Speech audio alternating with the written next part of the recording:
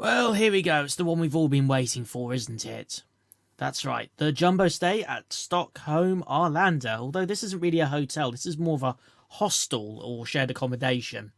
So you can get to the hostel from the airport using a beta service bus, like that yellow one just passing us. It is free to use, which is absolutely fantastic.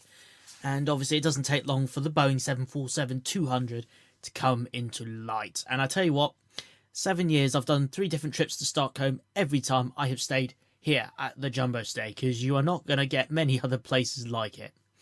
Now, you can easily stay in the engine pods and in rooms set up under the main wheel wells, but on this occasion, me and my friend, we booked some fairly cheap private rooms at £95 for the two of us. You can get shared accommodation rooms going as little as about £45, although that's probably a little higher these days. We did this stay back in May 2022, so it was a good chance for me to have a walk about and a look about a bit more detail this time, because when we went, it was obviously early summer, late spring. Now, you can walk up and down and sit down and relax on the wing of the Jumbo. However, I do point out you need to be careful, because the wing, if bare metal is exposed, it can be slippery. And also, you've got to be careful, try not to bounce too much, because obviously there are people that could be residing in those engine pods, and they probably will not appreciate you jumping up and down.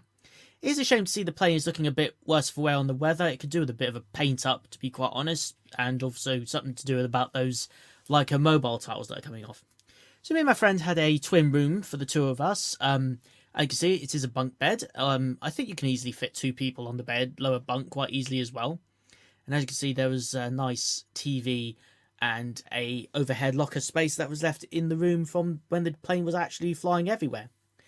We had 2 windows in our room, both overlooking the right wing and part of Stockholm's airport. I think that overlooked the cargo hub. There's the TV again. Overall, pretty good. You can quite easily fit a decent-sized suitcase up there, so it's pretty much as standard as it would have come back in the 80s when this plane first started flying for Singapore Airlines and latterly Pan Am. There is a public area at the back where you can use a computer for online check-in and stuff. There's a rear entrance, some toilets, shower cubicles. They are solo occupancy, but the services are communal to other guests. Only the cockpit suite has a private bathroom and shower. There is the reception area. However, at the time we went, the place was unmanned for most of the day, which I think is a bit of a red flag if you ask me. There really should be a member of staff on duty at all times in this place, in my opinion. But again, we were just coming off the pandemic. These pictures I took on a previous visit, but that's the look at the flight deck suite and the cockpit. As you can see, you can stay there. That is probably also the most expensive room you can stay in, starting at about £110 per night. And there's a little conference area that can be rented out for meetings if you so wish. So they are making the most of the space. Obviously, there is a bar area and a cafe area, so you can buy stuff. This bit was all set up for breakfast.